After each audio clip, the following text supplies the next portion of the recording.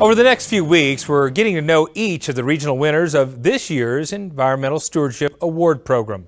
Today, we head to Louisiana and spend a day in the life with a Region 2 winner of this prestigious award.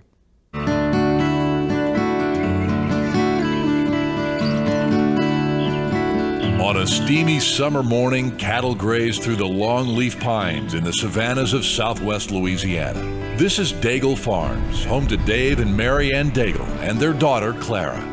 Daigle Farms has been in existence since 1983, but you know, my family were all cattle people from Acadian people from down east that actually settled on the tall grass prairie.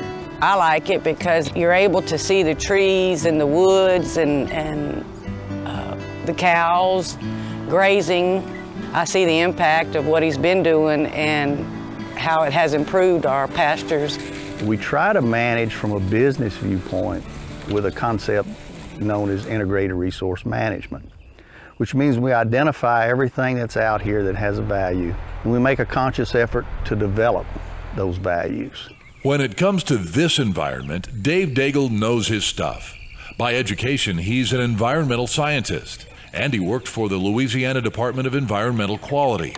His early career was in the oil fields, but he always had a farm like this in mind. There's nothing more beautiful than a good slick-haired, shiny Brayford, cow out there on the range that's robust and the calf is strong. It's just a real joy to see it. With more than 1,100 acres, Daigle Farms has a mix of income sources, including their Brahman and Brayford cow herd, high-quality timber, and Dave is in demand as a consultant to those interested in restoring these now rare longleaf pine savannas. Some of the tracts that we have were actually clear-cut lands that had been in tree farm situations before, and we reintroduced longleaf pines into that system in a natural spacing and setting.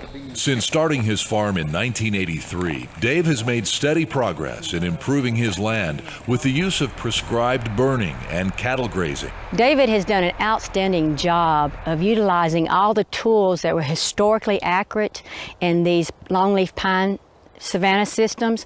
He uses fire at the proper time. He uses grazing management, because herbivory and fire are both tools used to keep this area open. So just his vast knowledge of this ecosystem and how to properly use the tools to manage it makes him stand out among cattlemen here. I think if somebody was at all curious about blending ecosystem management in with cattle grazing, this would be an excellent field trip to make to one of Mr. Daigle's sites, because they can see what's possible. They can see where fire will get you and where this rotational grazing will get you, and the type of timber management. You can get multiple resources, multiple benefits on the same tract of land. Dave works closely with a number of partners, including NRCS, on projects such as installing ponds to improve water access and rotational grazing. And since his farm normally gets about 55 inches of rain each year, adding heavy use areas around gates and water troughs has provided real value. Our heavy use areas work well here because traditionally we do have rains. We're in a drought currently, but during heavy rainfall seasons, cattle tend to make a pretty nasty hole around the troughs, and the heavy use area was designed to get those cattle up off the ground. Those pads have been tremendous. We built a limestone base according to NRCS's specs, and we just really would have never known without their technical support just how beneficial those things are.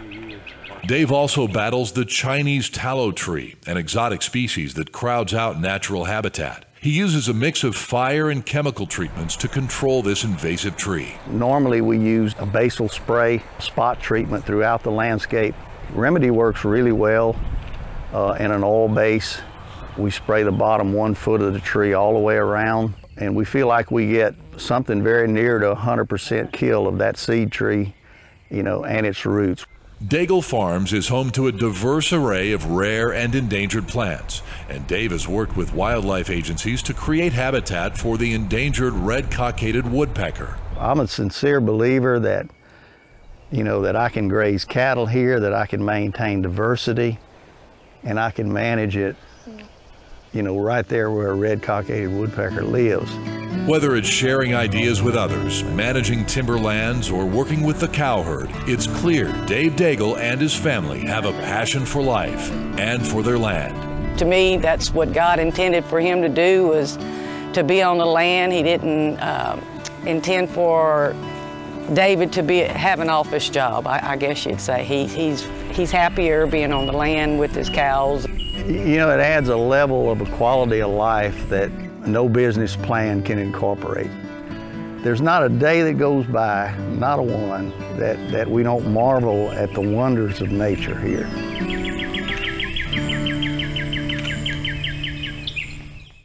Now you can see stories about all of this year's regional winners by visiting cattleman2cattleman.org.